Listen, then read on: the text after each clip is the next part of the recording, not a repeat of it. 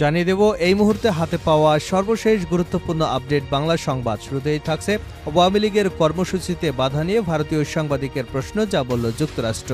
যুক্তরাষ্ট্রের পররাষ্ট্র দপ্তরের নিয়মিত প্রেস ব্রিফিংয়ে নূর হোসেন দিবসে আওয়ামী লীগের সমাবেশ করবার ঘোষণা এবং তাতে বাধা প্রদান, বাংলাদেশের সংখ্যালঘুদের উপর কথিত নির্যাতন, বিতর্কিত সাংবাদিকদের আটক এবং প্রেস অ্যাক্রিডিটেশন কার্ড বাতিলের বিষয়টি নিয়ে প্রশ্ন করেছেন এক ভারতীয় নারী সাংবাদিক। এবারে জানাবো সাবেক খাদ্যমন্ত্রী কামরুল ইসলাম ৮ দিনের রিমান্ডে। সাবেক খাদ্যমন্ত্রী অ্যাডভোকেট কামরুল ইসলামকে ৮ দিনের রিমান্ড দিয়েছেন আদালত।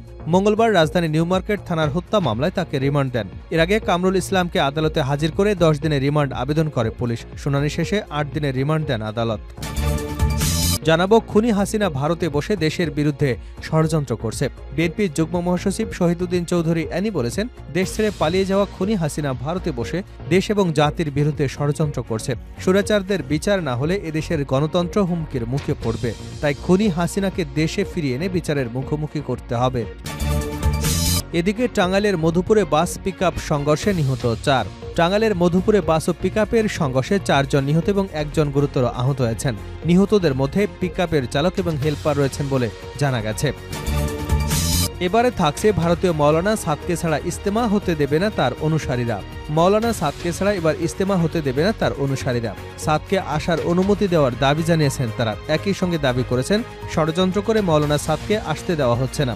মঙ্গলবার সকালে কাকরাইল মসজিদ থেকে রওনা দেন সাদপন্থী হুজুরা। অন্তর্বর্তী সরকার প্রধান ডক্টর ইউনূসের সাথে দেখা করতে রাষ্ট্রীয় অতিথি ভবন যমুনার দিকে যেতে চাইলে পুলিশি বাধার মুখে পড়েন তারা। এ সময় তারা রমনায় রাস্তার উপরে বসে পড়েন। এবং সর্বশেষ জানাবো আন্তর্জাতিক সংবাদ। বদলে যেতে পারে ইউক্রেন যুদ্ধের গতি প্রকৃতি। বর্তমান কুরস্কে ১,০০০ বর্গ কিলোমিটারেরও বেশি এলাকা দখলে রেখেছে ইউক্রেনীয় বাহিনী।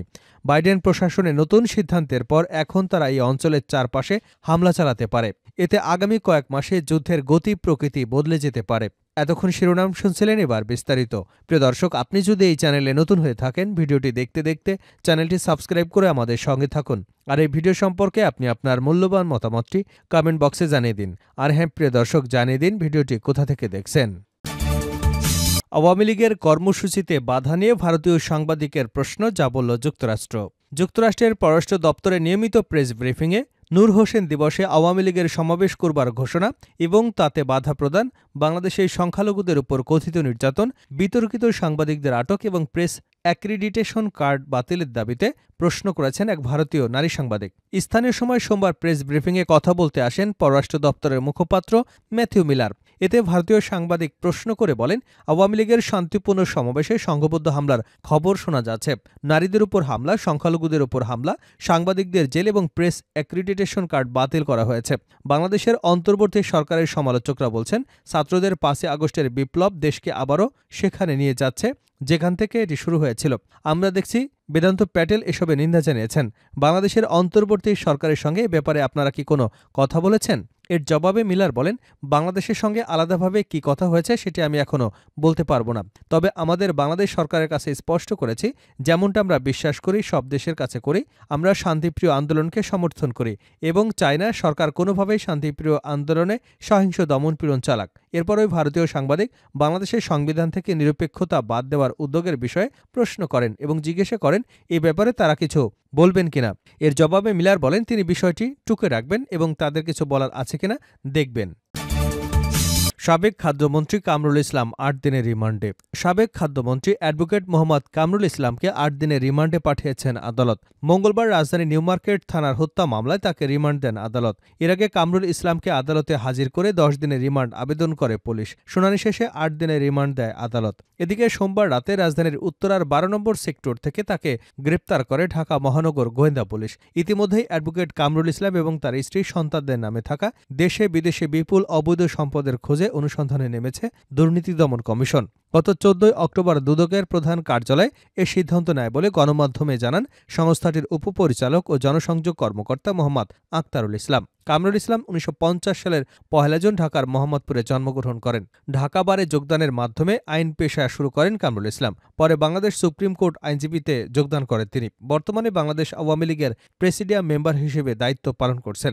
২০০৮ সালে অনুষ্ঠিত জাতীয় সংসদ নির্বাচনে কামরুল ইসলাম ঢাকা ২ আসন থেকে বাংলাদেশ আওয়ামী লীগের মনোনীত প্রার্থী হিসেবে প্রতিদ্বন্দ্বিতা করে বিজয়ী হন। এ সময় তিনি আইন, বিচার এবং সংসদ বিষয়ক মন্ত্রণালয়ে প্রতিমন্ত্রী হিসেবে দায়িত্ব পালন করেন।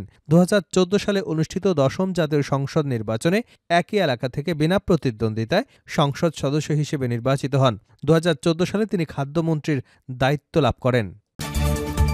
খুনি হাসিনা ভারতে বসে দেশের বিরুদ্ধে ষড়যন্ত্র করছে অ্যানি। বিএনপির যুগ্ম মহাসচিব শহীদুদ্দিন চৌধুরী অ্যানি বলেছেন, দেশ ছেড়ে পালিয়ে যাওয়া খুনি শেখ হাসিনা ভারতে বসে দেশ এবং জাতির বিরুদ্ধে ষড়যন্ত্র করছেন। স্বৈরাচারদের বিচার না হলে এদেশের গণতন্ত্র হুমকির মুখে পড়বে। তাই খুনি হাসিনাকে দেশে এনে বিচারের মুখোমুখি হতে হবে।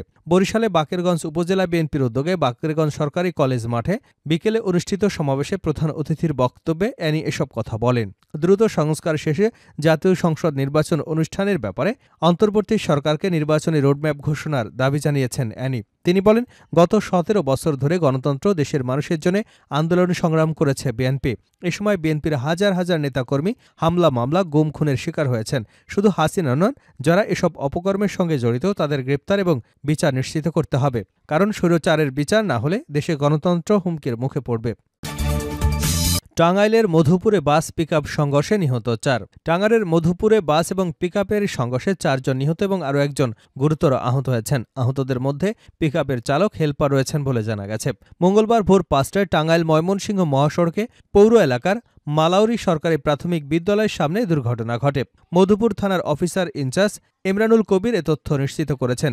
তিনি বলেন, আজ ফজর নামাজের পরে মালাউরি এলাকায় মিনিবাস এবং পিকআপের সঙ্গে সংঘর্ষের ঘটনা ঘটে। এতে পিকআপের চালক এবং হেলপার ঘটনাস্থলে নিহত হন। পরে গুরুতর আহত অবস্থায় পিকআপে থাকা দুজনকে উদ্ধার করে মধুপুর হাসপাতালে নেওয়া হলে সেখানে তাদের মৃত্যু হয়। তবে তাৎক্ষণিকভাবে কারো নাম পরিচয় নিশ্চিত হওয়া যায়নি। দুর্ঘটনা কবলিত গাড়িটি উদ্ধার করে থানা হেফাজতে রাখা হয়েছে বলে জানা গেছে। শেষ করছে আন্তর্জাতিক সংবাদ দিয়ে। বদলে যেতে পারে ইউক্রেনের যুদ্ধের গতি প্রকৃতি। বর্তমানে কুরস্কে ১,০০০ বর্গ কিলোমিটারেরও বেশি এলাকা দখল করে রেখেছে ইউক্রেন বাহিনী। বাইডেন প্রশাসনের নতুন সিদ্ধান্তের পর এখন তারা ওই অঞ্চলের চারপাশে হামলা চালাতে পারবে। এতে আগামী কয়েক মাসে যুদ্ধের গতি প্রকৃতি বদলে যেতে পারে। যুক্তরাষ্ট্রের দূরপাল্লার ক্ষেপণাস্ত্র দিয়ে রাশিয়ার গভীরে হামলা চালানোর অনুমতি পেয়েছে ইউক্রেন। প্রায় ৩ বছর পর এই যুদ্ধ চলেও এতদিন মার্কিন অস্ত্র ব্যবহার করে রাশিয়ার ভেতরে হামলা চালাতে দেয়নি বাইডেন। কিন্তু নিজের ক্ষমতার শেষ সময় এসে এবার সেই অনুমতি দিয়েছে মার্কিন প্রেসিডেন্ট জো বাইডেন। একটি সূত্রের বরাত দিয়ে সংবাদ সংস্থা সিবিএস নিউজ জানিয়েছে, রাশিয়ার ভূখণ্ডের গভীরে যুক্তরাষ্ট্রের তৈরি দূরপাল্লার ক্ষেপণাস্ত্র দিয়ে হামলা চালানো যাবে। এটা কিয়েভকে জানিয়ে দিয়েছে বিদায়ী প্রেসিডেন্ট জো বাইডেন। মার্কিন কর্মকর্তারা বলছেন, রাশিয়া এবং উত্তরের কোরীয় সেনাদের পাল্টা আক্রমণের বিরুদ্ধে আত্মরক্ষার জন্য এটিসিএসএস ক্ষেপণাস্ত্র ব্যবহার করতে পারবে ইউক্রেনীয় সামরিক বাহিনী। আগামী কয়েকদিনের মধ্যে রুশ বাহিনী ভূখণ্ড পুনরুদ্ধারে হামলা শুরু করতে পারে। তখন ইউক্রেনীয় বাহিনী কুরস্কে রুশ সেনাবহর অবকাঠামো, গোলাবারুদের মজুদে সরাসরি হামলা চালাতে পারবে। যদিও শুধু টিএসএমএস ক্ষেপণাস্ত্র সরবরাহ করত তাৎক্ষণিক যুদ্ধের গতি বদলে দিতে পারবে না, তবে ইউক্রেনকে অনেকটা এগিয়ে রাখবে। এই সিদ্ধান্তের বিষয়ে কিয়েভে নিযুক্ত একজন পশ্চিমা কূটনৈতিক বিবিসিকে বলেন, আমি মনে করি না এটা যুদ্ধের নির্ণায়ক হবে, তবে এতে রাশিয়ার যুদ্ধব্যয় আরও বাড়তে পারে।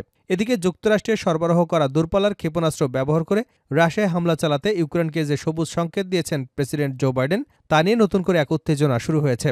বিদায়বেলায় প্রেসিডেন্ট বাইডেন কেন এই সিদ্ধান্ত নিলেন তা নিয়ে যেমন আলোচনা চলছে, ঠিক তেমনি ইউক্রেন এবং এ ধরনের হামলা করলে তার প্রভাব কেমন হবে তা নিয়েও চলছে চুলচেরা বিশ্লেষণ।